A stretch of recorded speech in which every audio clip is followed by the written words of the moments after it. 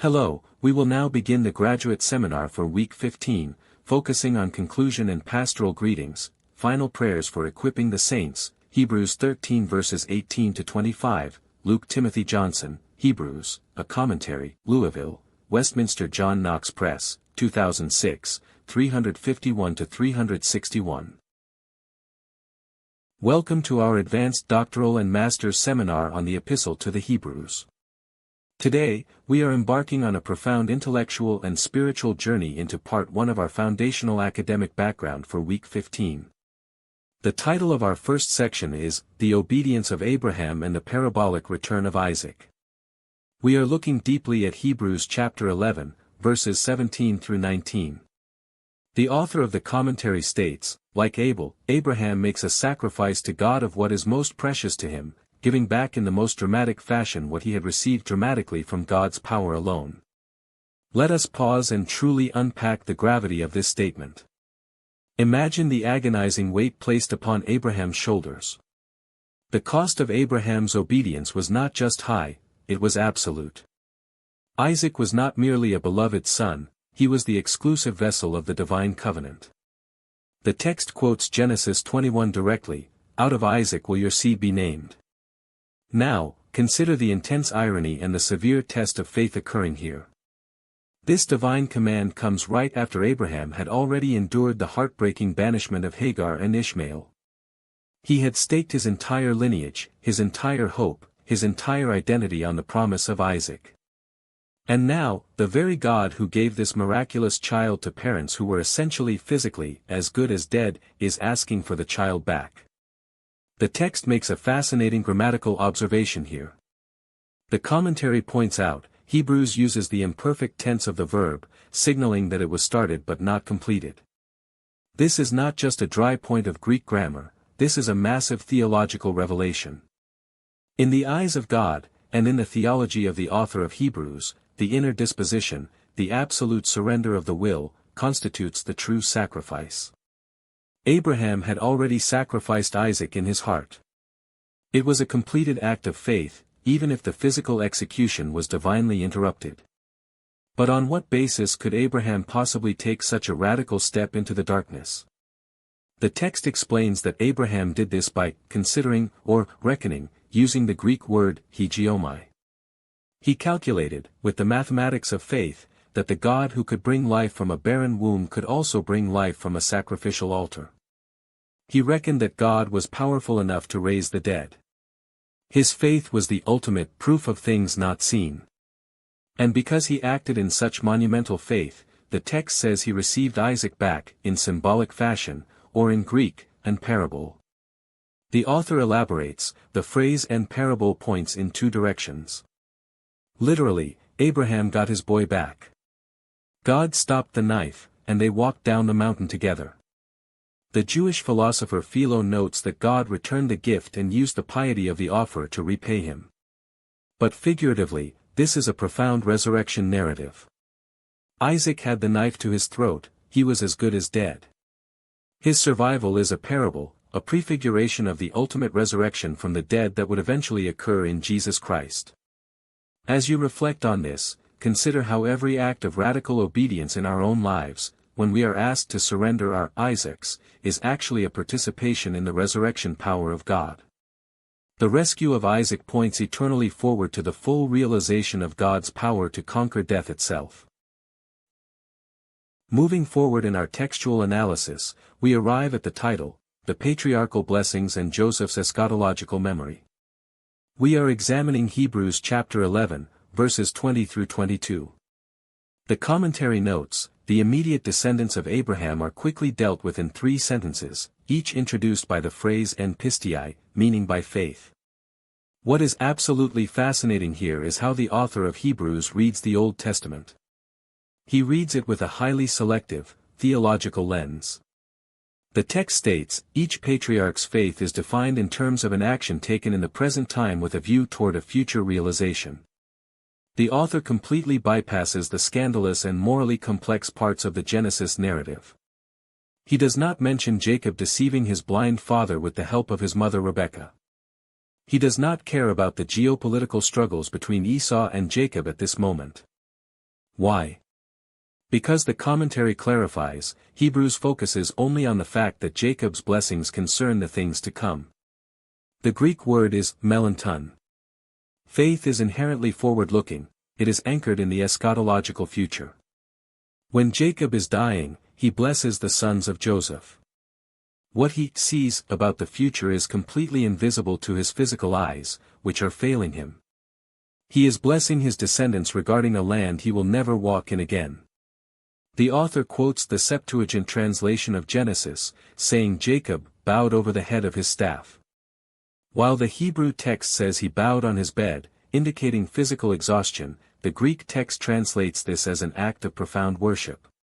It is a signal of obedient faith right up to the very last breath. Let us transition to Joseph, the last of the patriarchs mentioned in this triad. The commentary points out of his tumultuous life also Hebrews draws only from his dying moments, as he was coming to an end. Joseph was the second most powerful man in Egypt. He had wealth, status, and power. Yet, what defines his faith? It is his final command concerning his bones. He tells his brothers that God will visit them and they must carry his bones out of Egypt. The text makes a brilliant observation about the Greek vocabulary used here. The use of mnemonuion, which means remember, seems strange at first, for how can one remember an event still to occur? This is the paradox of prophetic faith. Joseph is remembering the promise God made to Abraham decades earlier. He remembers the covenant so intensely that it becomes a present reality for him. His act of memory is simultaneously an act of faith. He knows he will not physically participate in the Exodus. Moses will carry his bones through the wilderness, and Joshua will bury them in Shechem. But by demanding that his bones not be left in the grand pyramids or tombs of Egypt, Joseph is declaring that his true citizenship, his true home, is in the unfulfilled promise of God. He utterly believes in the future of the people in the land of the promise. This challenges us to ask ourselves, are we building monuments in our present Egypt, or are we sending our legacy ahead into the promises of God? Let us turn our attention to the title, The Faith of Moses' Parents and Moses' Radical Solidarity. We are now exploring Hebrews chapter 11, verses 23 through 25. The spotlight of faith now shifts to the great lawgiver, Moses, but it begins with his parents. The text explains that during a time of horrific state-sponsored genocide against Hebrew infants, Moses' parents hid him. The commentary states, Hebrews provides two reasons why his parents defied the king. First, they saw that Moses was astios. This Greek word astios means beautiful, but in this context, it transcends mere physical appearance. As the tradition in the book of Acts later interprets it, he was beautiful in God's eyes. They saw a divine destiny resting upon this vulnerable infant. The commentary continues, the second reason for their refusal, then, is that the parents did not fear the king's decree. The Greek word for decree is diatagma. Here we witness a spectacular, ironic reversal of the Abraham story. Abraham demonstrated his faith by being willing to obey a command from God to kill his beloved son. Moses' parents demonstrate their faith by flatly refusing to obey a command from a human king to kill their son. The theological distinction is sharp, it all depends on who is issuing the command. For the author of Hebrews, those who possess a reverential fear of the eternal God are entirely liberated from the fear of temporal human power. They operate with the bold confidence of faith. Now, let us advance the timeline to when Moses is fully grown. The commentary observes how Hebrews navigates the various Jewish traditions regarding Moses' flight from Egypt. Instead of focusing on Moses killing the Egyptian taskmaster, the author frames Moses' action as a profound existential choice. The text reads, he chose rather to suffer hardship with God's people than to have the temporary advantage from sin. The Greek verb for suffering hardship here is synkikokiomai. It is a rare word, emphasizing a deep, visceral identification with the pain of others. Moses had access to the highest echelons of Egyptian power. He could have lived a life insulated from the misery of the Hebrew slaves. But he deliberately rejected the title of the son of Pharaoh's daughter. He traded absolute privilege for absolute marginalization. And notice how the text describes the alternative. It calls it the temporary advantage from sin. The Greek is hamartias apolausin. Often we think of sin here as the luxurious, decadent vices of the Egyptian royal court. But the commentary offers a much more incisive theological reading. Sin, in this case, is not the moral vice of luxury and avarice, but precisely apostasy, a turning away from God's people. To stay in the palace while his brethren were crushed in the brickyards would have been a fundamental betrayal of his identity and his God. Moses chose the bloody reality of solidarity over the fleeting comfort of assimilation. This serves as a powerful exhortation to the original readers of Hebrews, reminding them that avoiding the suffering of their persecuted Christian community for the sake of societal comfort is the very definition of spiritual apostasy. We now explore one of the most intellectually striking phrases in the entire epistle. The title is, Identifying with the Reproach of the Messiah. We are examining Hebrews chapter 11, verse 26. The text tells us that Moses considered the reproach of the Messiah as greater wealth than the treasure of Egypt, for he looked to the reward. The commentary immediately acknowledges, the phrase onadismon tou Christou, or reproach of the Messiah, is difficult, and almost impossible to translate adequately. To understand this, we must step into the first-century Mediterranean world, a culture strictly governed by dynamics of honor and shame. The word oniadismos falls heavily, crushingly, on the side of shame, public humiliation, and social disgrace. When Moses left the palace to join the mud-covered slaves, he embraced absolute social ruin. But the profound theological question is, how could Moses, living centuries before the incarnation of Jesus of Nazareth, suffer the reproach of the Messiah, the Christ?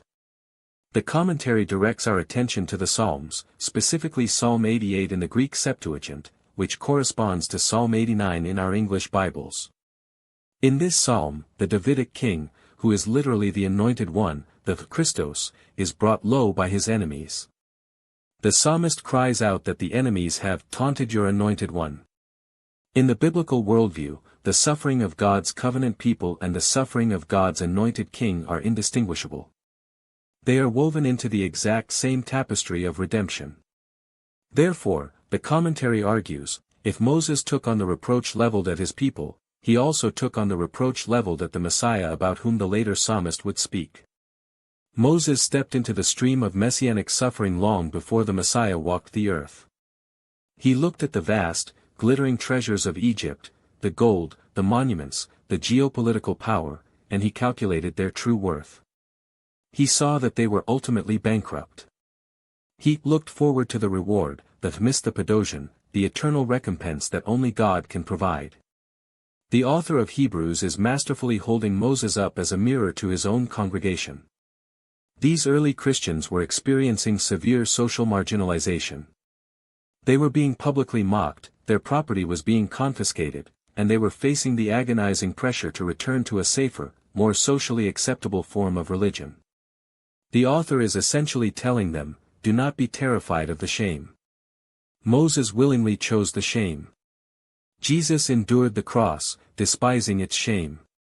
When you are mocked for your faith today, you are not suffering meaninglessly, you are actively participating in the transhistorical reproach of the Christ. You are in the company of Moses. Let this radical reassessment of value transform how you view status and suffering in this world. Our journey through biblical history continues with the title, Seeing the Invisible, the Exodus, Passover, and the Red Sea. We are examining Hebrews chapter 11, verses 27 through 29. The text declares that by faith, Moses left Egypt, not fearing the king's wrath, for he endured as though seeing the one who is invisible. The commentary dives into a debate among scholars here. Does leaving Egypt refer to Moses fleeing for his life to Midian after killing the Egyptian, or does it refer to the great exodus of the entire nation years later? If it is the first flight, the book of Exodus explicitly says Moses was terrified. However, the commentary suggests that the author of Hebrews is summarizing the grand arc of Moses' leadership, which culminates in the great departure. What anchors Moses' courage against the furious anger, the thymos, of Pharaoh? It is a paradox. he sees the unseeable. The Greek phrase is ton auraton, the invisible one. Moses had physical encounters with the divine presence, from the burning bush to the thick darkness on Mount Sinai, but his endurance, his karterine, was fueled by a sustained spiritual vision of God's sovereign reality that eclipsed the terrifying visible reality of the Egyptian military machine. This faith moves from courageous defiance to meticulous obedience in the institution of the Passover. The text says Moses carried out the Passover sacrifice and the sprinkling of the blood. The Greek term is proskasis tou haimatos. Imagine the sheer absurdity of this command to a rational mind, smearing the blood of a lamb on a wooden doorpost to stop a plague of death. Yet, Moses obeys. And because of this obedience, the destroyer, the Olathroon, passes over the homes of the Israelites. The commentary notes, the death of the Passover lamb, then, has a salvific effect. Its death ensures the life of the people's children. By so doing, it foreshadows the sacrificial death of Jesus. Salvation comes through the blood of a substitute. Finally, the narrative arrives at the edge of the Red Sea. The text shifts to the plural. By faith, they passed through the Red Sea as through dry land. Put yourself in their sandals. You are trapped between an annihilating army behind you and an impassable ocean in front of you. To step between those towering walls of water was an act of absolute terror and absolute trust. It was like Abraham leaving for a land he did not know. They walked into a watery grave, a place of death, and God brought them out alive on the other side. Conversely, the Egyptians, driven by arrogance and imperialism rather than faith, attempt the exact same crossing and are violently swallowed by the sea. The physical action was identical, but the spiritual reality was diametrically opposed. Faith is what transforms a watery grave into a highway of salvation. We transition now to the conquest of the Promised Land under the title, The Fall of Jericho and the Distinctive Faith of Rahab. We are focusing on Hebrews chapter 11, verses 30 and 31. The text summarizes the dramatic event stating, by faith, the walls of Jericho fell after being circled for 7 days. Now, the commentary points out something incredibly subtle but deeply significant here, the complete absence of Joshua's name. In almost every other Jewish retelling of this story, Joshua is glorified as the great military hero and successor to Moses. But the author of Hebrews leaves him out completely. Why? Because it aligns perfectly with the author's overarching theological argument. The author wants to demonstrate that the physical land of Canaan was never the ultimate rest that God promised his people. If Joshua had given them true rest, God would not have spoken of another day later on. Therefore, the victory at Jericho is attributed purely to the collective faith of the people who believed the invisible promise of God while staring at massive, impregnable stone walls. They blew their trumpets in faith, and the walls crumbled. But the narrative quickly zooms in on a single, marginal individual. By faith, Rahab the harlot did not perish with the disobedient. The commentary explicitly notes that the author unapologetically calls her the harlot, using the Greek word porn. Many ancient commentators, like Josephus and various rabbinic traditions, were deeply embarrassed by her profession. They tried to sanitize her story, translating her title to simply mean an innkeeper. But Hebrews refuses to Bowdlerize the text. The scandal of grace is put on full display. Rahab, a Gentile prostitute, a woman on the absolute extreme fringes of social respectability, is engraved onto the eternal honor roll of faith, standing shoulder to shoulder with Abraham and Moses. Why? Because when the Israelite scouts arrived, she recognized the supreme sovereignty of the God of Israel. She confessed that their God was the God of heaven and earth. The text says she received the scouts in peace, or met Irenes. This is a vital point for the original readers, who are later commanded by the author to pursue peace with all people. Rahab acts in courageous faith, risking her life to hide the spies, and because of this, she is dramatically rescued from the annihilation that falls upon her city. The text contrasts her directly with her neighbors, calling them the disobedient, tois epithesason. Once again, we see the absolute binary established by the author, survival, salvation, and eternal reward are exclusively the result of a radical, obedient response of faith to the living God, regardless of your past or your pedigree. As we move into the final section of this magnificent chapter, we encounter the title, Triumphs and Miracles, the first triads of the many witnesses. We are looking at Hebrews chapter 11, verses 32 through 34. The author realizes the sheer volume of history he is dealing with and employs a classic rhetorical technique used by ancient orators. The text reads, "And what more should I say? Time will fail me if I tell the story of Gideon, Barak, Samson, Jephthah, David and Samuel, and the prophets." He is essentially clearing his throat, acknowledging that to do justice to the entire Old Testament would require a library of scrolls. So, instead of detailed narratives, he shifts gears into a rapid-fire, poetic summary of the mighty deeds accomplished through faith. The commentary points out that this summary is beautifully structured into three distinct rhythmic groups, or triads.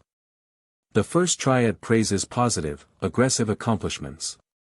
He says that through faith they defeated kingdoms, accomplished justice, obtained promises. Think of the chaotic period of the Judges, where leaders like Gideon and Deborah rose up. Their great achievement was establishing a semblance of divine justice and order in a time of tribal anarchy. They secured the land, fulfilling the promises made to Abraham centuries before. The second triad moves to astonishing, miraculous escapes. The text says they shut the mouths of lions and quenched powerful fire. Our minds instantly fly to Babylon, to the prophet Daniel resting peacefully in the den of starved lions, and to his three friends, Shadrach, Meshach, and Abednego, walking unharmed within the blazing, superheated furnace. It also refers to David tearing a lion apart, and prophets like Elijah fleeing the edge of the assassin's sword. Faith, in these instances, acts as a divine shield against the most violent forces of nature and human tyranny. The final triad focuses on the supernatural power to overcome. The text states they grew powerful out of weakness, became strong in battle, turned back foreign armies. Notice the shift here. The power does not originate within them, it is bestowed upon them in their frailty. When they were outmanned and outgunned, the Spirit of God seized them. The commentary suggests this might strongly allude to the later Maccabean revolts, where small bands of Jewish guerrilla fighters, fueled by ferocious faith in God's law, utterly routed the massive, well-equipped armies of the Seleucid Empire. This rapid recitation is designed to overwhelm the reader with the sheer, undeniable historical evidence of God's explosive power operating through the conduit of human faith. The narrative now takes a sharp and brutal turn under the title, The Better Resurrection and the Agony of the Martyrs. We are looking at Hebrews chapter 11, verses 35 through 38. Up until this point, faith has been portrayed largely as a mechanism for phenomenal success and miraculous deliverance. But the author knows that is only half the story. The text begins, "Women received back their dead by resurrection." This points to the joyful miracles of Elijah and Elisha resuscitating the sons of the widows. But instantly, the text pivots to a horrifying reality. But others were tortured and did not accept release, so that they might attain a better resurrection. The commentary reveals that this is a direct, unmistakable reference to the Maccabean martyrs recorded in the apocryphal books of history. The Greek word for tortured here is derived from tympanon, which literally means a drum. Victims like the elderly, honorable scribe Eleazar were violently stretched out on a circular rack until their bodies were taut like a drum skin, and then they were beaten to death. They were offered release, they were told they could live if they just ate a piece of pork and denounced the laws of God. But they refused. Why? Because they believed in a better resurrection. The widow's sons were brought back to life, but they eventually grew old and died again. The martyrs were looking past biological resuscitation toward eternal transformation, a resurrection that shares in the very indestructible life of God. The text then cascades into a dark catalogue of human cruelty.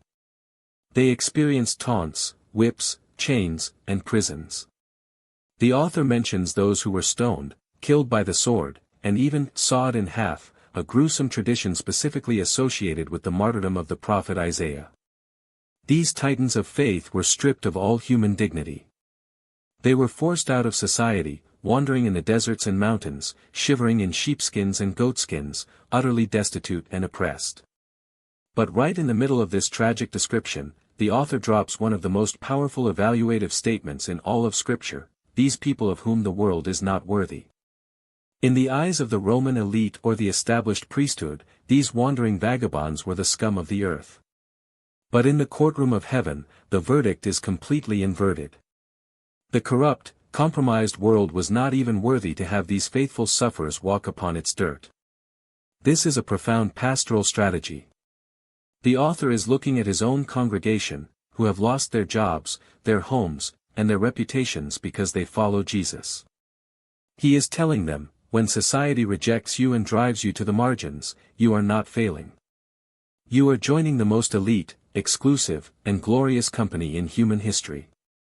You are walking the path of those of whom the world is not worthy. We have reached the sweeping theological climax of this incredible chapter, under the title, The Unattained Promise and the Interdependence of Perfection. We are examining Hebrews chapter 11, verses 39 and 40. After exhaustively detailing the breathtaking faith of centuries of patriarchs, prophets, and martyrs, the author delivers a truly startling conclusion. The text says, "Now even though all of these were witnessed to by faith, they did not receive the promise." Let that sink in for a moment. Abraham, Moses, David, the prophets who were sawed in half for their devotion, despite possessing a faith that could split seas and shut the mouths of lions, they died with empty hands regarding the ultimate promise. The promise of total, unhindered restoration with the Creator remained just out of their grasp in history. Why would a sovereign, loving God leave his most faithful servants waiting? The author gives us the magnificent answer: because God had prepared something better for us, so that they would not be brought to perfection apart from us. The Greek word for prepared is prolepsamena, indicating God's deep, providential foresight. God had designed a master plan for human history, and that plan involved something better, the Criton Ti. Throughout the book of Hebrews, this better thing always points to one reality: the new covenant established through the blood of Jesus Christ, our great high priest. But the most beautiful part of this theological equation is the phrase, apart from us. The Greek word for perfection used here is teleiathosin. In Hebrews, perfection does not mean never making a moral mistake, it means reaching the goal, which is unimpeded, immediate access to the holy presence of God. The author is declaring that the Old Testament saints were essentially placed in a divine holding pattern. God refused to consummate the grand narrative of redemption until the Church of Jesus Christ was brought into existence. Their salvation was historically contingent upon the cross of Christ, and their final glorification is communally tethered to our own. We need their example of enduring faith to inspire us, but remarkably, they needed the historical reality of our Savior to finally bring them home. This destroys any sense of spiritual arrogance. We are bound together with Abraham, Moses, and Rahab in a single, massive, trans-historical family of faith, all walking together through the torn veil into the presence of God, united entirely by the finished work of Jesus. For our final section today, we cross the threshold into the application of all this history, under the title, The Cloud of Witnesses and Jesus the Pioneer. We are looking at the opening verses of Hebrews chapter 12. The author seamlessly transitions from a profound historical exposition into a passionate, pastoral exhortation. And to do this, he employs a vivid, highly recognizable metaphor from the Greco-Roman world, the Olympic Games. The text bursts forth, for this very reason, since we also have so great a cloud of witnesses, let us run with endurance the race that is set before us. The Greek word for cloud is nephos, suggesting a massive, dense, surrounding throng. Imagine standing on the track in a colossal stadium. The stands are packed, but the spectators are not strangers. They are the very heroes of faith we just studied. Abraham is there. Moses is there. Rahab is cheering you on. The martyrs are watching. They have run their grueling race, and now they are witnessing yours. But you cannot run a marathon in a heavy winter coat. The author commands, let us put aside every impediment and inhibiting sin. The Greek word for impediment is onkos, meaning a heavy weight or mass. In the context of this letter, this weight represents all the material comforts, the desire for social respectability, and the fear of persecution that the early Christians were desperately clinging to. It is the sin of apostasy, the temptation to shrink back into the shadows to avoid suffering. You have to strip it all off if you want to survive the race. But while the cloud of witnesses is inspiring, they are not our ultimate focal point. The text gives the supreme directive: let us keep our eyes on Jesus, the pioneer and perfecter of faith. The Greek titles here are breathtaking. He is the archegos, the pioneer, the pathfinder, the champion who cuts the trail through the impenetrable jungle of death. And he is the teleiotes, the perfecter, the one who brings faith to its absolute, victorious conclusion. How did he do it? He endured a cross, despising its shame for the sake of the joy that was set before him. Jesus stared into the abyss of ultimate human degradation, the humiliating, agonizing torture of the Roman cross, and he calculated that the joy of saving you was worth the agony. He despised the shame, he stripped it of its power to dictate his actions. And now, he sits in absolute sovereign triumph at the right hand of God. The author closes this thought with a bracing reality check for his exhausted, depressed congregation. He says, "Consider the one who endured such great opposition, you have not yet resisted to the point of blood." He is essentially saying, yes, you have lost your property, and yes, you are being mocked. But look at your Savior. You haven't bled yet. Do not grow weary. Do not lose heart. Fix your eyes relentlessly on the champion who ran the race, conquered the grave, and is pulling you toward the finish line. Welcome to this advanced seminar on the Epistle to the Hebrews. Our focus today is on the profound theological arguments found in chapters 11 and 12. The title of our first slide is, Faith of the Patriarchs, Abraham, Isaac, and the Akedah. Let us begin by reading our first key passage from Professor Luke Timothy Johnson's commentary. He writes, like Abel, Abraham makes a sacrifice to God of what is most precious to him, giving back in the most dramatic fashion what he had received dramatically from God's power alone. The cost of Abraham's obedience was great. Now, let us pause and unpack this profound statement together. The author of Hebrews places Abraham at the absolute climax of his patriarchal examples.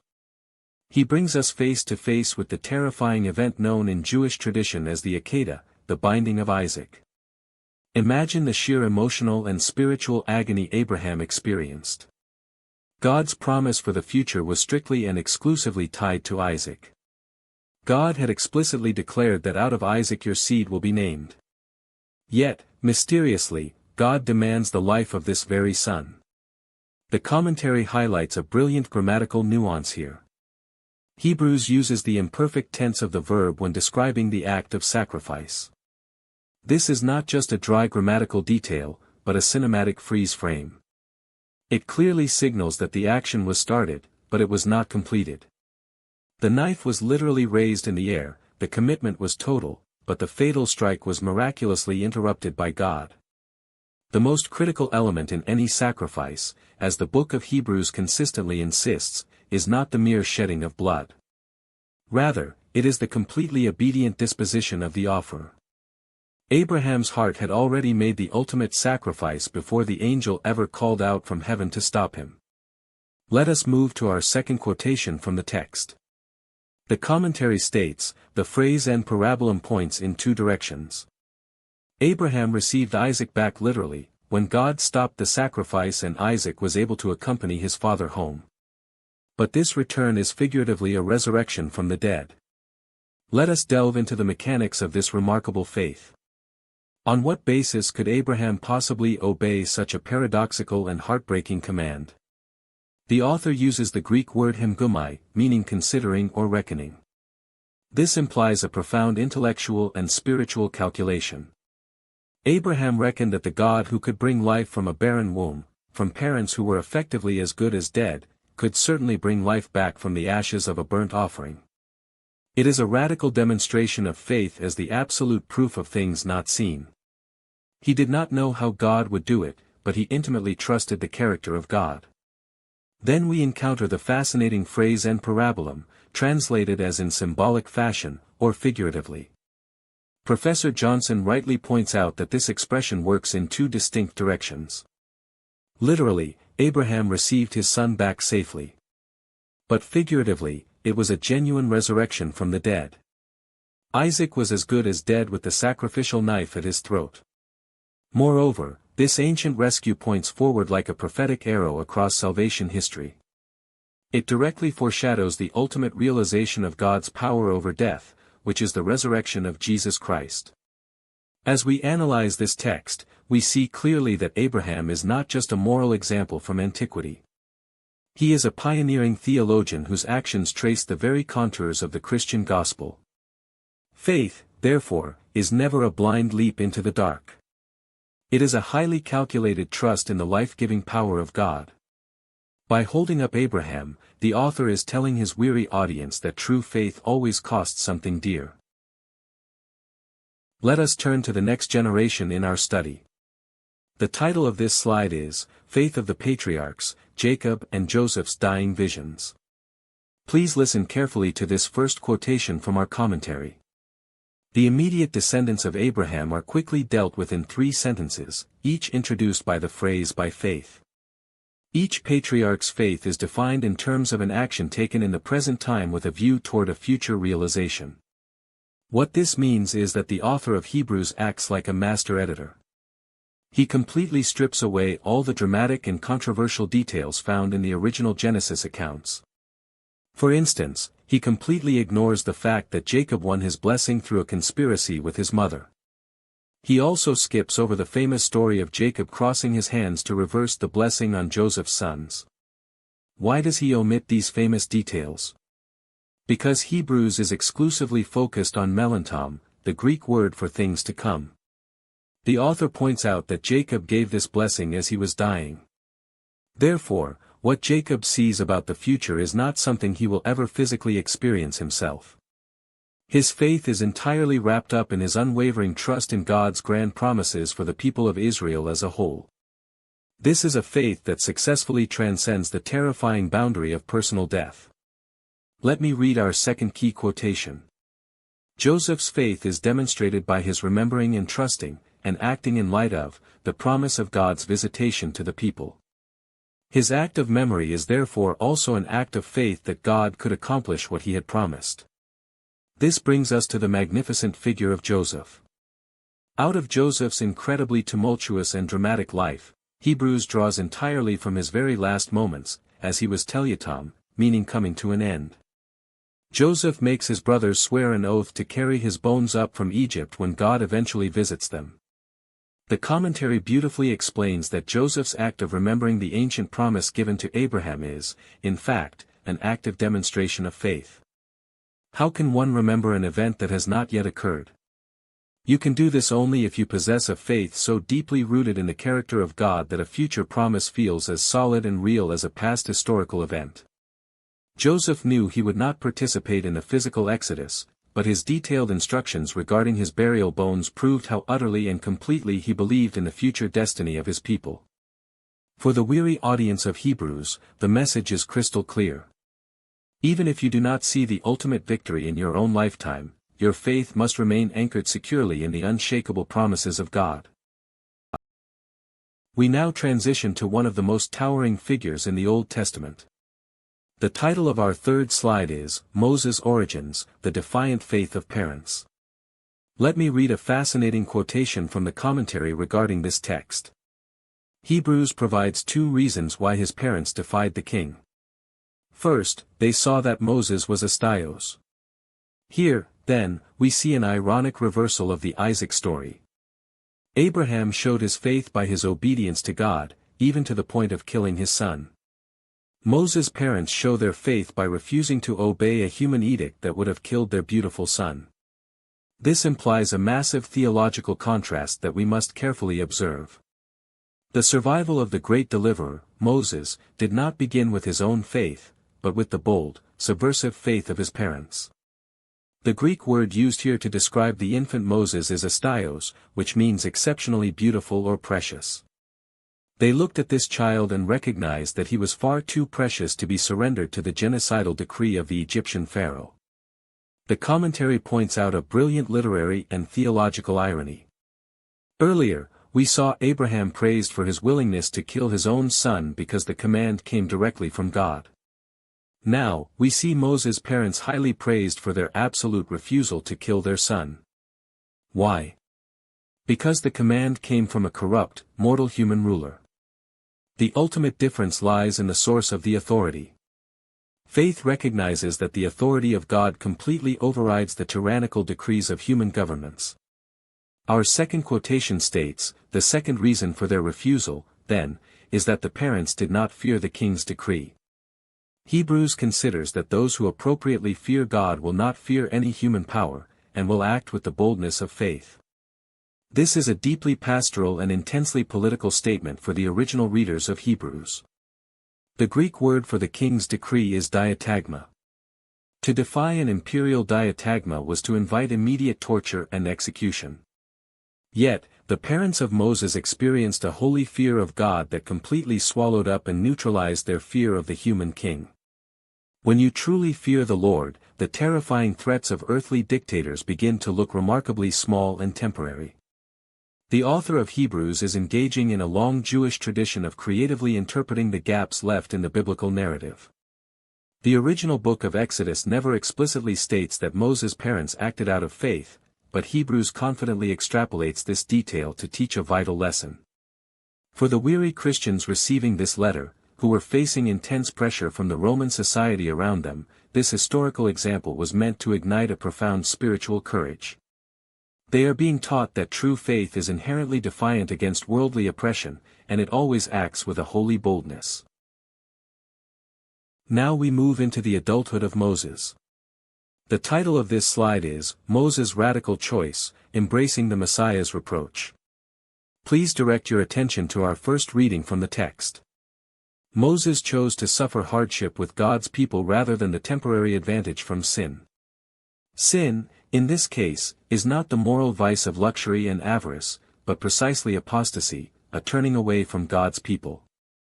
What this means is that Moses faced the ultimate crisis of identity and allegiance.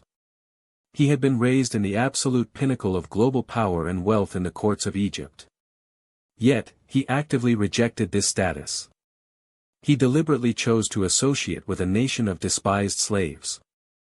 The Greek verb used here for suffering hardship with is synkikokiomai. It is a very rare word that indicates a profound, costly, and empathetic solidarity with the brutal experiences of others. Furthermore, the commentary challenges the traditional translation of the phrase, pleasure of sin. The Greek word apolausin is better understood here as a strategic advantage. The sin Moses avoided was not just eating rich food or enjoying luxurious Egyptian parties. The sin was apostasy. It was the temptation to secure his own personal safety and political advantage by permanently turning his back on the suffering people of God. For the original readers of Hebrews, this was a piercing warning not to abandon their own struggling Christian community just to avoid social persecution. Let us consider our second quotation. The phrase reproach of the Messiah is difficult. In the honor and shame world of the author, reproach falls emphatically on the side of shame. If Moses took on the reproach leveled at his people, he also took on the reproach leveled at the Messiah about whom the later psalmist would speak. This implies one of the most stunning theological connections in the entire New Testament. The author uses the Greek phrase onidismon tou Christou, which literally means the reproach, or the bitter shame, of the Christ. How could Moses, living centuries before Jesus was even born, bear the shame of the Messiah?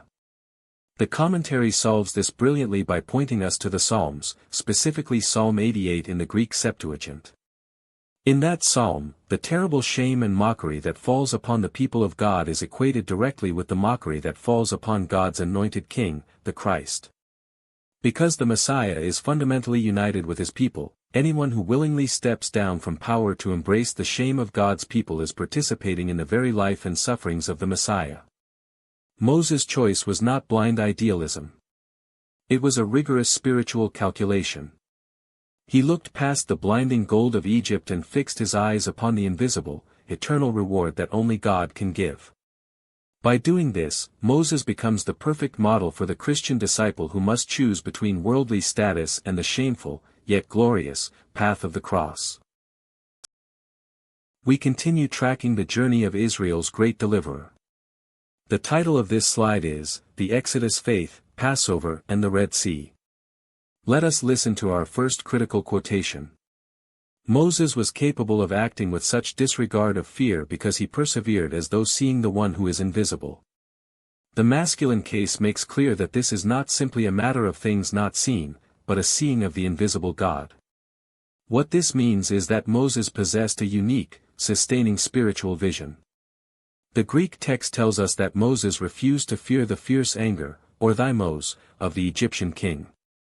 How does a mere mortal stand up to the most powerful military dictator on the planet? He does so through karterein, a powerful Greek verb meaning to fiercely persevere or endure. But this endurance was not fueled by natural human willpower. It was fueled by a mystical paradox. Moses endured by seeing the invisible. The Greek phrase hams horam ton auraton is deeply significant. Because the adjective for invisible is in the masculine case, it proves that Moses was not just looking at invisible concepts or future ideas. He was looking directly at the invisible God himself. Through his encounters at the burning bush and on the holy mountain, Moses had his spiritual eyes locked onto the reality of God, which made the threatening reality of Pharaoh completely evaporate. Let us move to our second quotation. The blood kept the destroyer from touching their firstborn. The death of the Passover lamb, then, has a salvific effect. By so doing, it foreshadows the sacrificial death of Jesus. This implies a profound typological connection that sits at the very heart of Christian theology. Moses demonstrated his faith by strictly carrying out the strange and entirely unprecedented ritual of the Passover. He commanded the people to smear the blood of a slaughtered lamb onto the wooden doorposts of their homes. This blood acted as a divine shield against the Olathroam, the terrifying angel of death, the destroyer who swept through Egypt. The substitutionary death of that lamb guaranteed the physical life of the Israelite children, securing the entire future of God's people. For the author of Hebrews, this is a glaring, unmistakable foreshadowing of the cross. Jesus is the ultimate Passover lamb whose spilled blood protects believers from the ultimate destruction of sin and eternal death. Finally, the faith of the leader transfers to the entire community at the Red Sea. Walking between towering walls of water was an act of extreme vulnerability. It was just as dangerous and entirely unpredictable as Abraham walking away from his homeland. It brought them right to the terrifying brink of death. But just as God returned Isaac from the altar, God brought the nation of Israel out of the watery grave of the sea, leaving their enemies swallowed up behind them. Faith, therefore, is the courage to walk into the threatening waters, knowing the invisible God commands the tides. Our journey through biblical history now brings us to the edge of the Promised Land. The title of our sixth slide is, Conquest and Rescue, Jericho and Rahab the Harlot. Please listen to this intriguing quotation from our text. It is striking that Joshua is not even mentioned in connection with these events, in sharp contrast to the retelling of the biblical story by others. The author's neglect of Joshua is consistent with his tendency to minimize the land of Canaan as the true rest of the people. This implies a very deliberate and fascinating theological strategy by the author of Hebrews. When recounting the spectacular collapse of the massive walls of Jericho, one would naturally expect the great military general, Joshua, to be the absolute star of the story. Yet, his name is completely absent. Why erase the hero? The commentary points out that Hebrews consistently downplays the physical geography of the land of Canaan. The author wants his audience to understand that conquering physical territory in the Middle East was never the final goal. The physical land was not the ultimate Sabbath rest that God had promised. Therefore, the focus is shifted entirely away from military conquest and placed squarely on the collective faith of the people who marched around an impregnable fortress, blowing horns, acting in complete obedience to things not seen. Now, let me share our second quotation.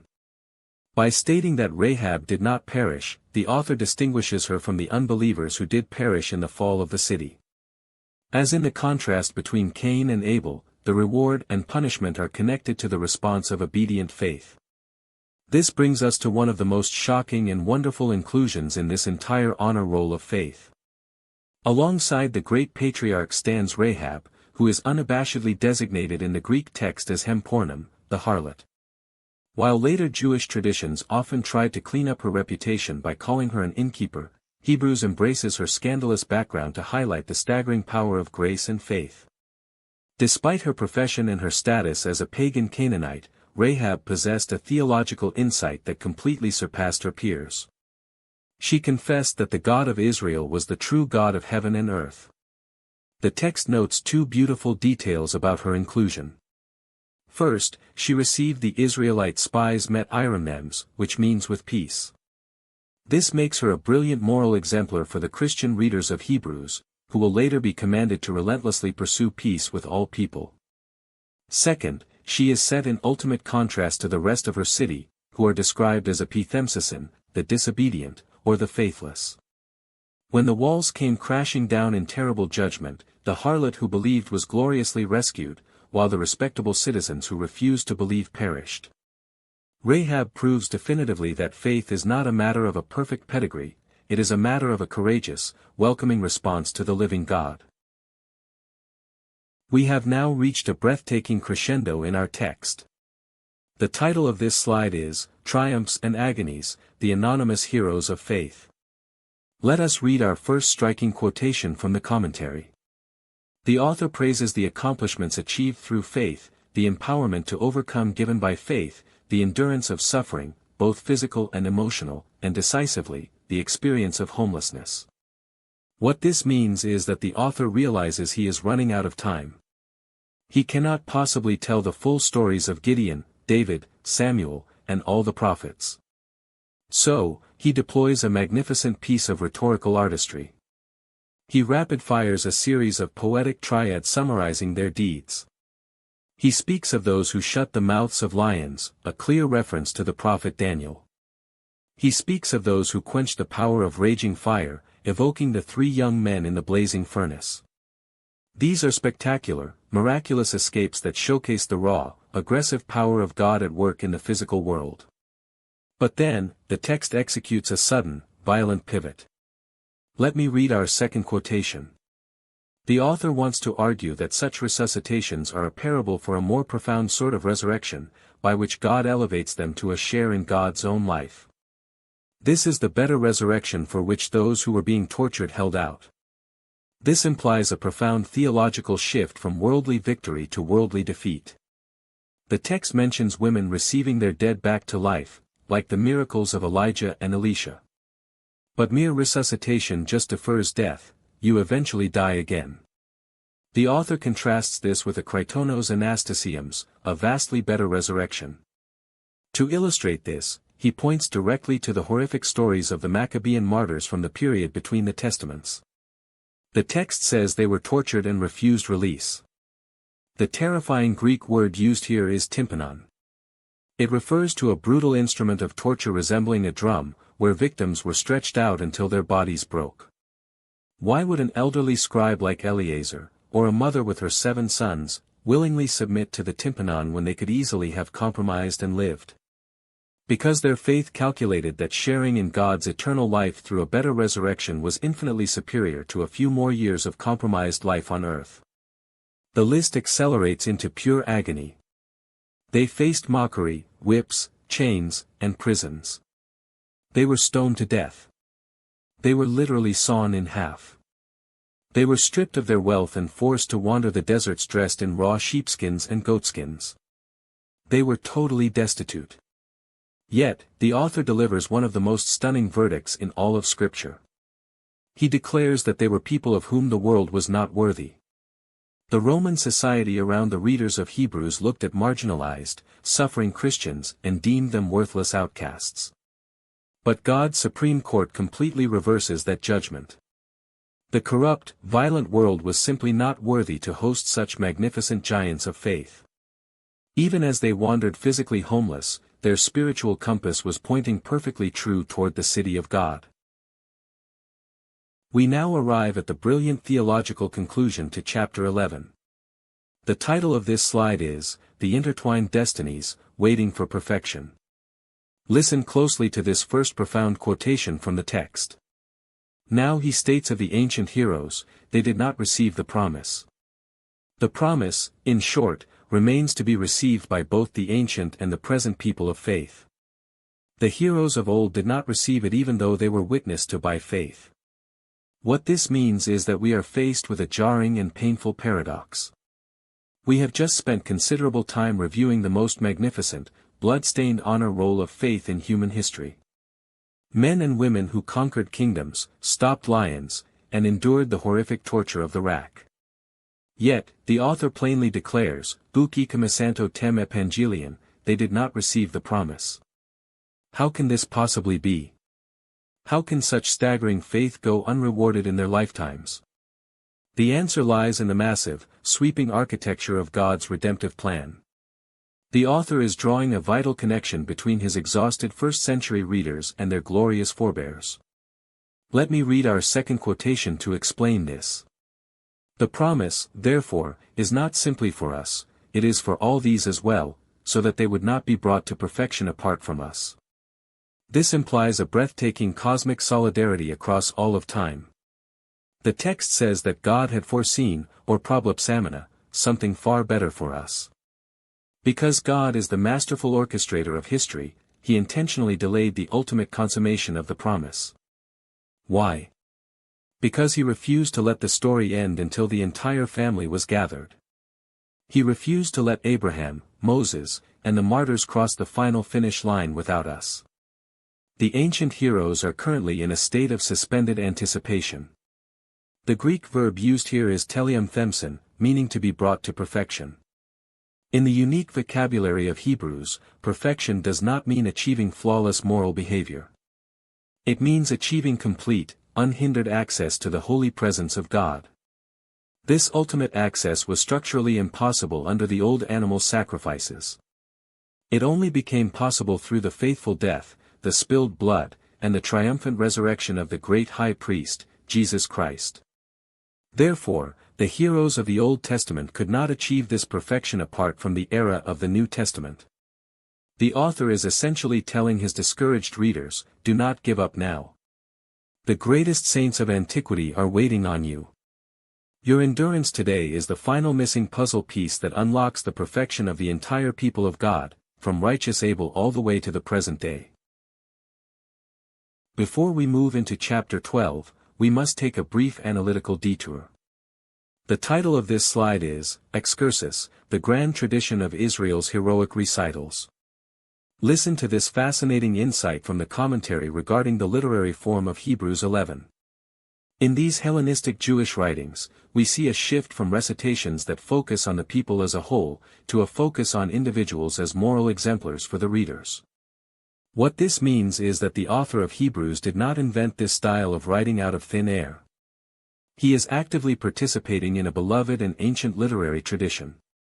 In the older books of the Old Testament, like Joshua, Ezekiel, or Nehemiah, leaders would often recite the history of Israel to the crowds. However, those older recitals focused almost entirely on the nation as a whole. They were usually designed to highlight God's mercy, or conversely, to severely scold the nation for its long heritage of rebellion and idolatry. But as time passed, in the era of Hellenistic Judaism, writers shifted their focus. Books like the Wisdom of Solomon, the writings of Philo, and the Book of Sirach with its famous chapter beginning, "Let us now praise famous men," started to isolate specific individuals. They pulled characters out of the historical timeline and polished them into shining moral trophies, presenting them as positive or negative examples for the reader to imitate or avoid. Let us read our second quotation to see how Hebrews compares to the rest of the New Testament. In comparison to these other New Testament renderings, Hebrews is far more positive, not only with respect to the faith demonstrated by humans, but also with respect to their sharing in the inheritance with those who now follow Jesus. This implies a startling uniqueness to the book of Hebrews. Think about how the Apostle Paul uses the history of the patriarchs in the book of Romans. Paul doesn't focus on their moral virtue, he uses Abraham, Isaac, and Jacob to explain the complex mechanics of God's sovereign election and predestination. Or consider Stephen's fiery speech in the book of Acts. Stephen recites Israel's history primarily as a devastating indictment, proving that the nation constantly rejects and murders God's prophets. But the author of Hebrews does something entirely different and beautifully pastoral. He strips away the failures. He ignores the tragic flaws of Samson, the deceit of Jacob, and the fears of Moses. Instead, he orchestrates a relentlessly positive drumbeat. By faith, by faith, by faith. He curates an incredibly uplifting honor roll to prove to his battered Christian audience that humans are actually capable of extraordinary, victorious trust in God, and that these ancient giants of faith are actively cheering for them to share in the glorious inheritance of Christ. Having completed the grand exposition of history, the author now turns his blazing rhetorical skills directly upon his audience. The title of this slide is, The Marathon of Faith, the Cloud of Witnesses. Let us dive into our first quotation from the commentary. The image is that of the marathon run at the Olympic Games.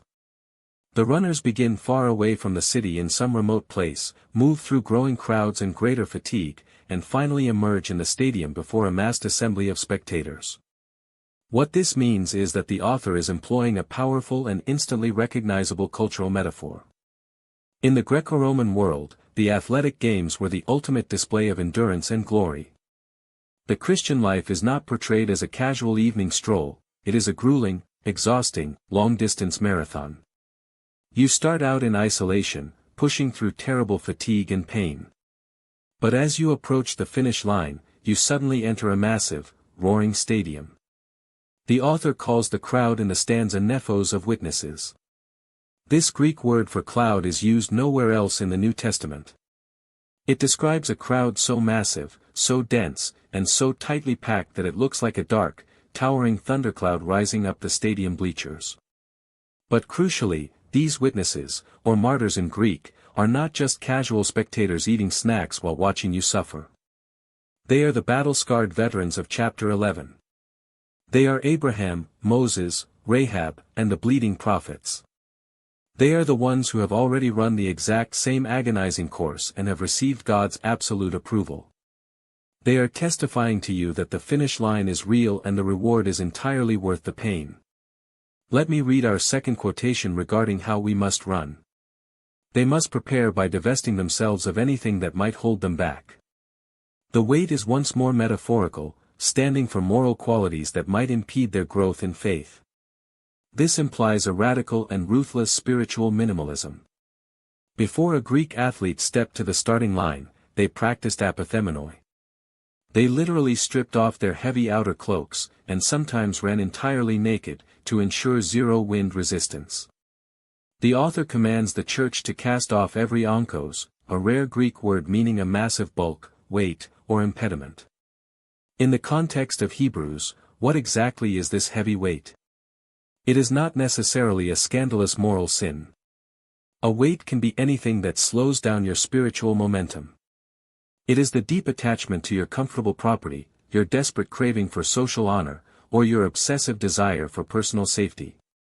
When persecution heats up, those worldly attachments become like a 100-pound backpack strapped to a marathon runner. You cannot possibly run the path of Jesus if you are weighed down by a love for the world. You must strip it off, cast it aside, and step to the starting line completely unburdened. We have reached the glorious summit of our textual analysis. The title of our final slide is, Looking to Jesus, the Pioneer and Perfecter. Let us read our first vital quotation from the commentary. As they set out on the race laid before them, they are above all to keep their eyes on Jesus, the one who runs ahead of them and has already finished the race that is the life of faith. What this means is that while the cloud of ancient witnesses provides tremendous encouragement, they are not the ultimate focus of the Christian life. You do not win a race by staring up into the grandstands at the crowd, you win by staring relentlessly at the finish line. The author uses a magnificent Greek participle here, aphorondes. It literally translates to looking away unto. It implies a definitive turning away of your head from every single distraction, from your fears, your persecutors, and even your own pain, to lock your vision exclusively and permanently upon Jesus. The commentary wisely notes the significance of the author using the simple, unadorned human name, Jesus. He does not use a grand, regal title here. He uses the earthly name to emphasize the raw, bleeding, shared humanity of the Son of God. Jesus knows exactly what it feels like to run this grueling race, because his feet have tread the very same dirty, painful path. Let me share our final quotation. By attaching the terms pioneer and perfecter specifically to the noun faith, the author makes clear that this race is a matter of moral and religious transformation in which the faithful Jesus and believers are intimately linked. This implies that Jesus encompasses the absolute entirety of the Christian experience. He is given two majestic titles. First, he is the Archemgos, the pioneer, the trailblazer, the champion who hacked through the impenetrable jungle of sin and death to open up a brand new path to God.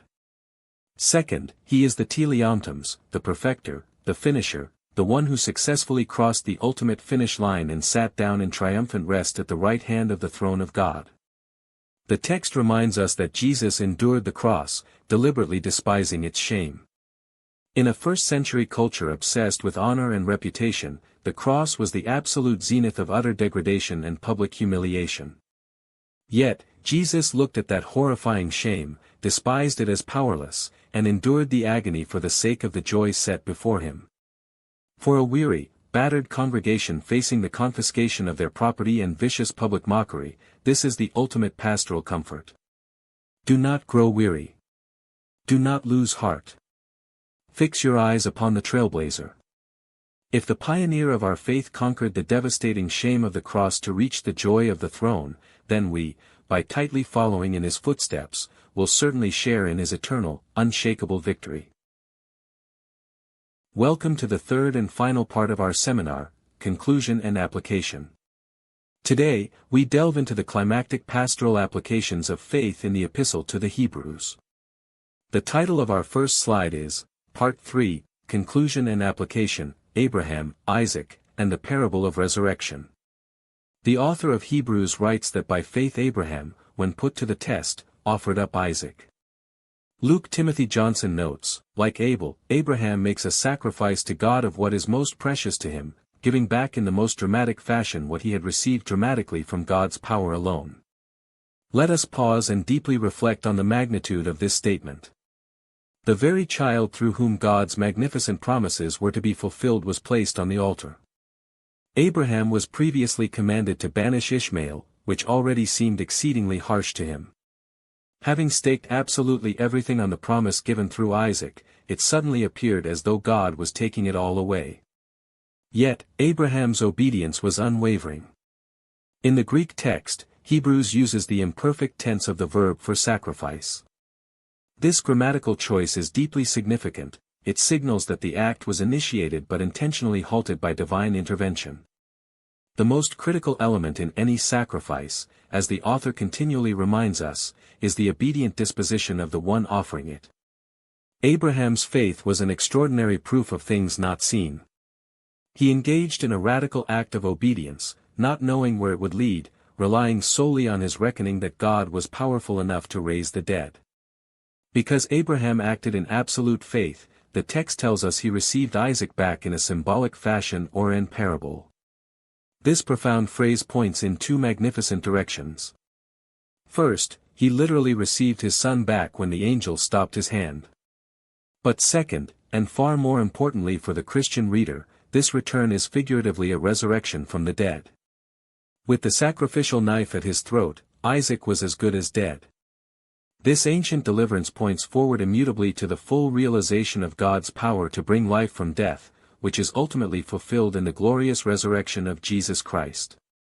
As we apply this to our own spiritual journeys, we must ask ourselves, are we willing to surrender our most cherished promises back to the God who gave them, trusting entirely in his resurrecting power? The title of our next slide is, The Dying Faith of the Patriarchs, Isaac, Jacob, and Joseph. In Hebrews 11 verses 20 to 22, the author transitions from Abraham to his immediate descendants. Luke Timothy Johnson observes, each patriarch's faith is defined in terms of an action taken in the present time with a view toward a future realization. Let us explore what this means for our understanding of faith. The patriarchs, Isaac, Jacob, and Joseph, are united by a profound, forward-looking trust in the promises of God, even as they directly face their own mortality. Consider Isaac. He blesses his sons, Jacob and Esau, concerning things to come. He bestows a future reality that he himself will not live to see. Then we look at Jacob. As he was dying, he blessed the sons of Joseph. The author of Hebrews specifically notes that Jacob bowed in worship over the head of his staff. While the original Hebrew text suggests fatigue or illness, Hebrews follows the Greek Septuagint to emphasize this as an act of profound worship, a signal of obedient faith to the very end of his life. Finally, we have Joseph, the last of the patriarchs. Out of his incredibly tumultuous life, Hebrews chooses to highlight only his dying moments. As his life was coming to an end, Joseph remembered the exodus of the children of Israel and gave strict commands concerning his bones. He knew he would not personally participate in the exodus. Yet, his instructions to have his bones carried into the promised land show how utterly and completely he believed in the future of God's people. Joseph's act of memory was an act of faith. He trusted that God would accomplish what he had promised to Abraham generations earlier. As believers today, the application is deeply challenging. Are we living with a future realization in mind? Does our faith extend beyond our own lifespans, trusting that God's grand narrative will culminate in his ultimate victory? The dying faith of the patriarchs calls us to worship God in our final moments, passing on a legacy of absolute trust in his eternal promises. The title of this slide is, The Faith of Moses' Parents, Defying the Royal Decree. We now move into the era of the Exodus, focusing first on Hebrews 11 verse 23.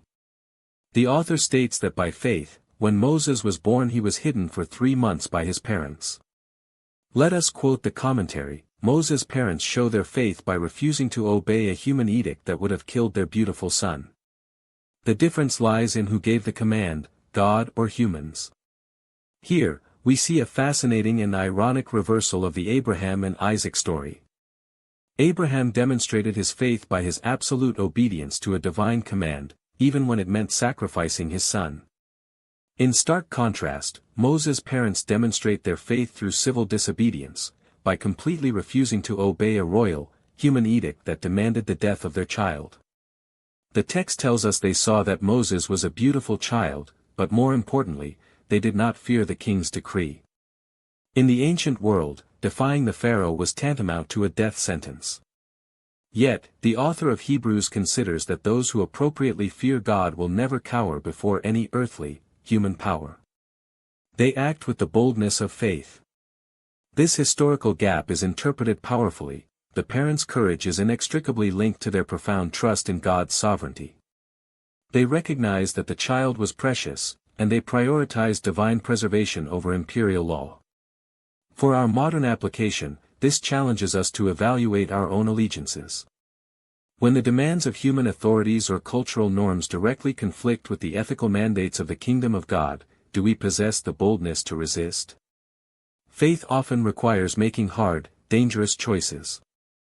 It demands that we fear the invisible God rather than the visible rulers of this world, trusting that God's overarching providence will vindicate our righteous defiance. The title of our next slide is, Moses' Radical Choice, Embracing the Reproach of the Messiah. In Hebrews 11 verses 24 to 26, the narrative shifts to Moses as a grown man. The text says he refused to be known as the son of Pharaoh's daughter. Let us consider the scholarly insight. Moses chose to suffer hardship with God's people, rather than the temporary advantage from sin. Moses here serves as a model of identifying with the shame of those who are being shamed. This is one of the most powerful theological applications in the entire epistle. Moses stood at the pinnacle of Egyptian society. He had access to unparalleled wealth, prestige, and imperial power. Yet, he made a calculated, radical choice. He rejected the fleeting, temporal advantages of the empire. Instead, he chose to align himself with an enslaved, oppressed people. The author of Hebrews uses a profound phrase here: Moses considered the reproach of the Messiah as greater wealth than the treasures of Egypt. How could Moses, living centuries before Jesus, embrace the reproach of Christ? In the honor-shame culture of antiquity, reproach or shame was socially devastating.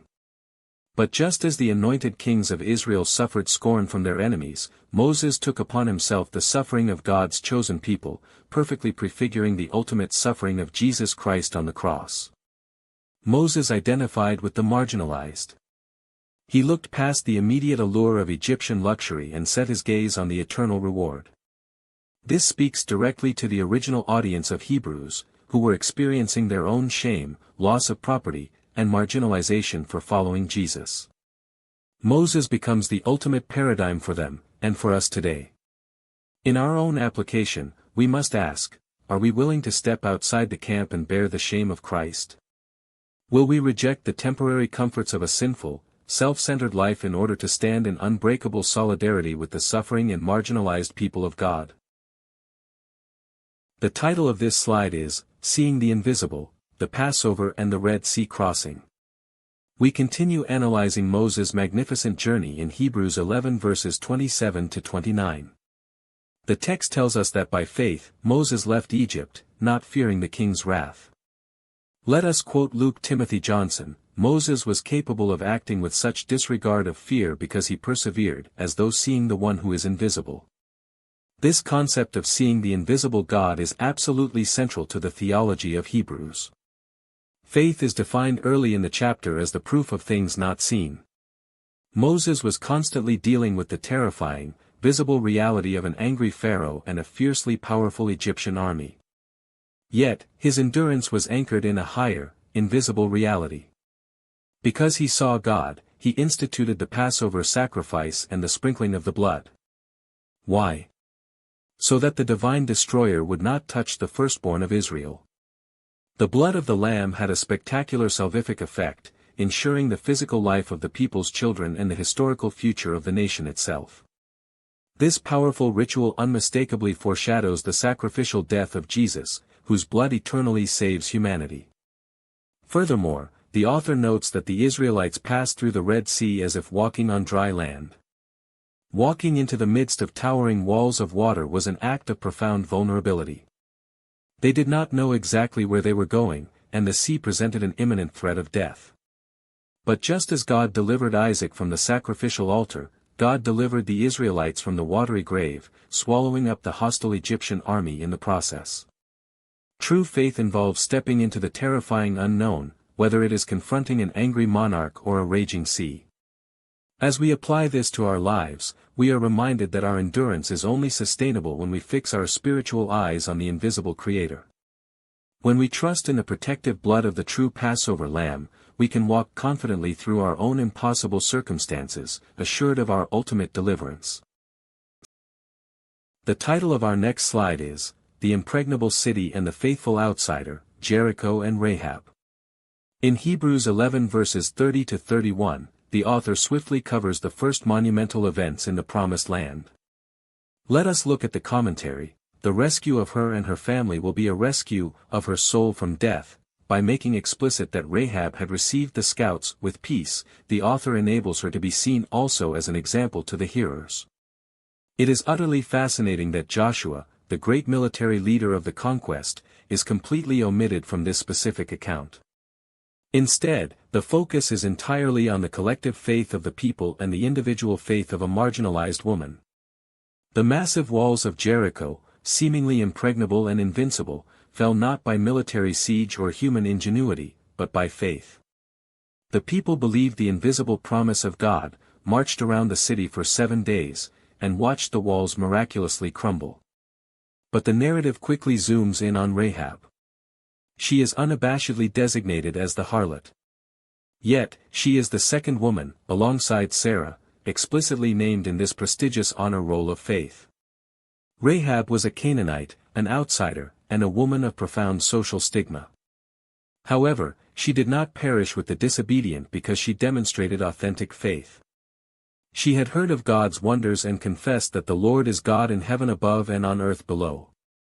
Her faith was intensely practical. She received the Israelite scouts in peace, risking her own life to protect them. Hebrews uses her story to illustrate a critical theological truth: salvation and reward are entirely dependent on an obedient response to God, regardless of one's past failures or social standing. For our pastoral application today, Rahab stands as a brilliant testament to divine grace. She challenges us to actively pursue peace with all people and reminds us that the community of faith is radically open to anyone who will trust in the living God, no matter how strong the walls of their past may seem. The title of this slide is, The Triumphs of Faith, Conquering Kingdoms and Stopping Lions. As we enter Hebrews 11 verses 32 to 34, the pace of the narrative accelerates dramatically. Let us consider the scholarly perspective. The author's rhetorical art is never more obvious. The stories of the judges stand as representative of the faith that moved and directed all those who spoke and acted for God. The author confesses that time would literally fail him to tell the exhaustive, detailed stories of Gideon, Barak, Samson, Jephthah, David, Samuel, and the prophets. Instead, he unleashes a magnificent barrage of active verbs and triumphant achievements. Through faith, they defeated kingdoms, established justice, and obtained promises. We see brilliant flashes of biblical history: Daniel shutting the mouths of starved lions, Shadrach, Meshach, and Abednego quenching the furious, powerful fire of the Babylonian furnace, and prophets escaping the lethal edge of the sword. The text emphasizes that these heroes grew powerful out of utter weakness. They were seized by God's Spirit, enabling them to turn back massive, foreign armies. The passive voice used in the Greek strongly indicates that it is God Himself who provides this empowerment. The heroes did not conquer by their own inherent strength, but because the invincible God acted relentlessly through their faith. As we transition to applying these truths, we must recognize that faith is not a passive, purely intellectual exercise. It is a dynamic, aggressive force that establishes justice and overcomes impossible odds in the real world. While we may not face literal lions or fiery furnaces in our modern context, we are constantly engaged in a spiritual battle against systemic injustice, cultural decay, and our own personal weakness. The same God who empowered the ancient judges and prophets is ready to transform our human frailty into divine strength, enabling us to advance His kingdom with unshakable courage. The title of our next slide is, The Better Resurrection, Enduring Torture, Chains, and Martyrdom. At Hebrews 11 verses 35 to 38, the tone shifts profoundly from glorious victory to excruciating suffering. Let us quote the commentary, but the author wants to argue that such resuscitations are a parable for a more profound sort of resurrection. This is the better resurrection, for which those who were being tortured held out. The text begins by briefly mentioning women who received their dead back by resurrection, referencing the miracles of Elijah and Elisha. But these earthly resuscitations merely delayed mortality. The author's gaze quickly turns to the gruesome reality of the Maccabean martyrs and the persecuted prophets. These men and women were brutally tortured on the rack, refusing to accept release. Why would they do this? Because they anticipated a better resurrection, a permanent elevation into the very life of God. They experienced vicious taunts, whips, chains, and dark prisons. They were stoned to death, sawed in half, and killed by the sword. Stripped of everything, they wandered the earth in sheepskins, utterly deprived, oppressed, and brutally mistreated. Then, the author delivers one of the most stunning declarations in Scripture: these people of whom the world is not worthy. The secular court of human reputation viewed them as pathetic outcasts, but the divine court of heaven honored them as supreme heroes. They had no permanent home on this earth, wandering in deserts and hiding in caves. This speaks with laser precision to the original audience of Hebrews, and to us today. Are we prepared to suffer for the gospel? Can we endure the mockery and marginalization of a world that increasingly rejects Christ? The ultimate application is that our hope is not rooted in earthly comfort, but in the better resurrection. We are called to look beyond our temporary pain, anchoring our souls in the eternal reality of God's unshakable kingdom. The title of this slide is, The Providential Design, Perfected Only Together with Us. We now reach the theological climax of the historical survey in Hebrews 11 verses 39 to 40.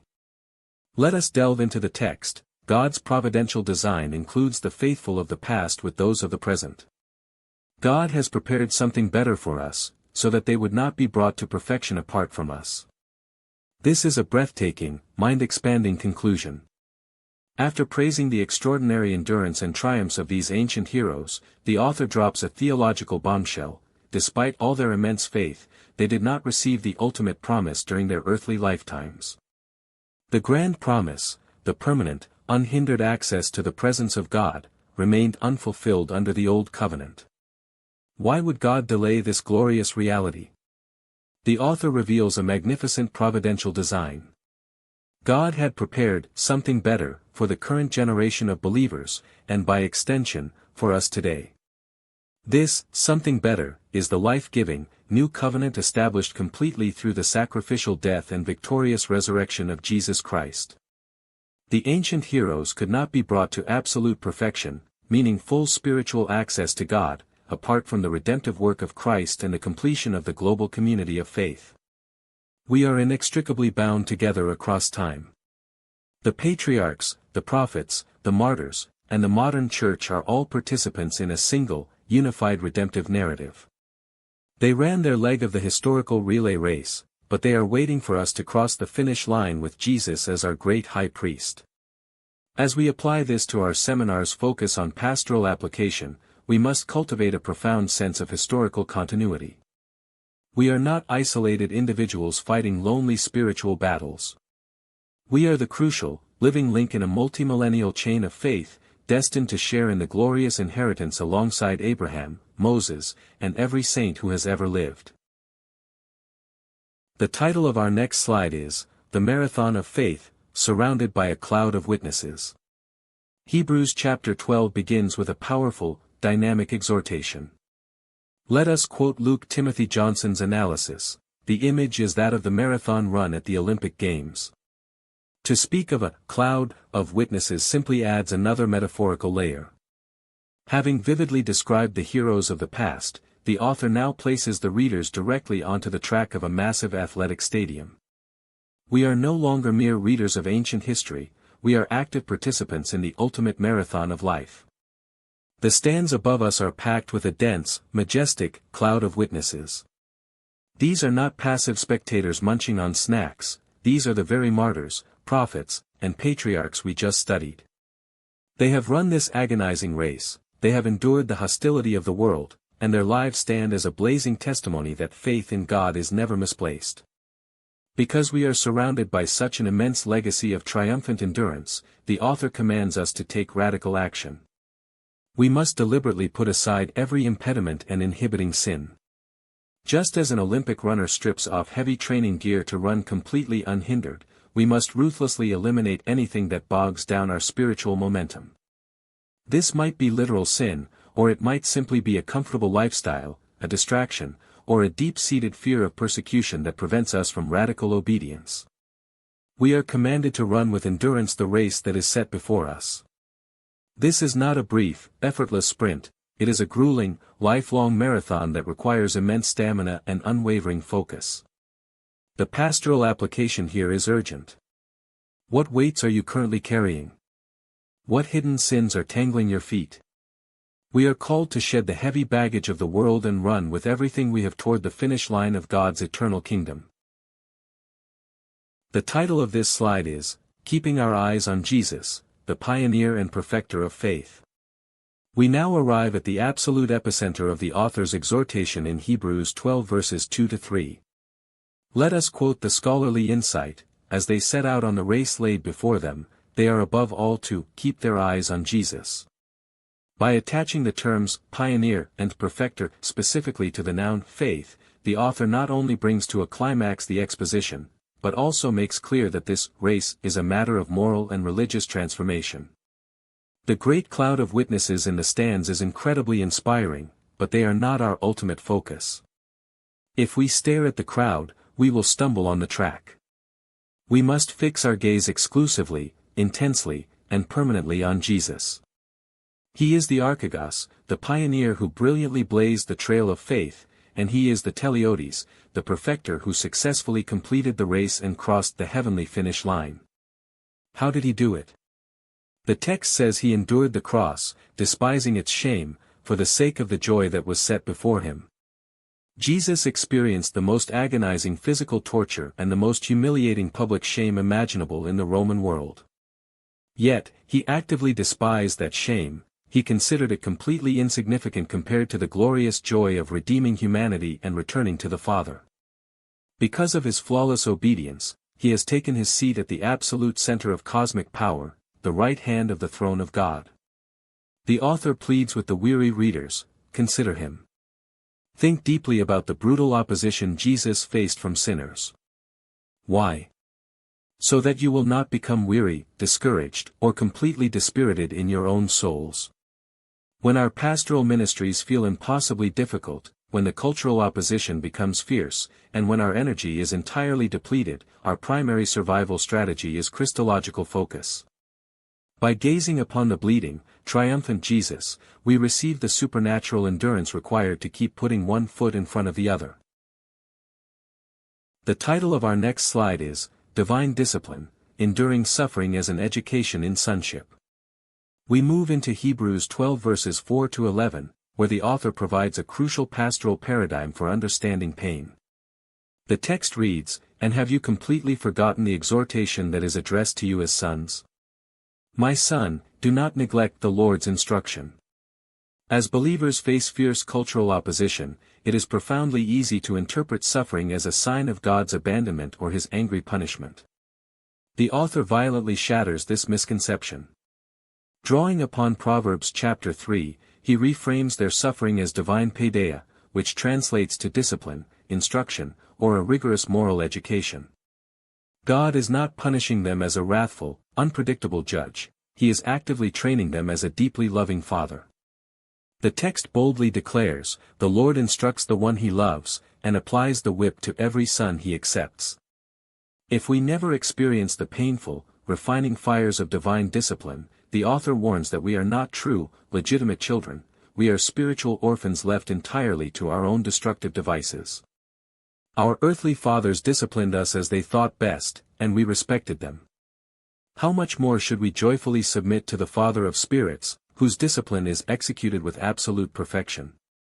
God's ultimate goal in allowing us to endure hardship is entirely for our supreme benefit, so that we can tangibly participate in his holiness. The author acknowledges a universal human reality: no discipline feels joyful while it is happening, it feels like intense, heavy grief. However, for those who are willing to be molded and fully trained by the pain, it eventually yields an incredibly beautiful, peaceful fruit of righteousness. As pastors and leaders, we must completely revolutionize how we teach our congregations about suffering. We must help them see their trials not as divine rejection, but as the meticulous, loving craftsmanship of a father preparing his beloved children for eternal glory. The title of our final slide is, The Danger of Apostasy, the Warning of Esau. Our seminar concludes with the sobering exhortations found in Hebrews 12 verses 12 to 17. The author commands the community, therefore, strengthen your drooping hands and wobbly knees, and make straight paths for your feet. After establishing the theology of divine discipline, the author pivots to intense, practical application. The community is exhausted, their spiritual hands are drooping, their knees are buckling under the weight of persecution. But they cannot afford to collapse. They must actively support the weak and lame among them, ensuring that no one is spiritually dislocated, but rather healed through communal solidarity. They are commanded to aggressively pursue peace with all people, and to fiercely pursue the holiness without which no one will ever see the Lord. But then comes a terrifying warning: the community must exercise extreme vigilance so that no one fails to obtain the grace of God. They must root out any bitter root that springs up to cause trouble and defile the congregation. The ultimate, negative example of this apostasy is Esau. The text calls him a fornicator and a profane person. What was his great sin? He despised his sacred, eternal birthright, trading it away for a single, pathetic bowl of stew to satisfy his immediate, temporary hunger. Esau represents the believer who abandons the eternal promises of Christ for the fleeting comforts and safety of the secular world. The absolute tragedy of Esau is that afterward, when he finally wanted to inherit the blessing, he was firmly rejected. He found no opportunity for repentance, even though he sought the blessing with bitter tears. His decision was irrevocably fatal. This brings our study to a sharp, penetrating conclusion. The pilgrimage of faith is not a casual stroll, it is a life-or-death marathon. We must fiercely guard our hearts, refuse to trade our heavenly birthright for earthly compromise, and run with unwavering endurance toward the living God.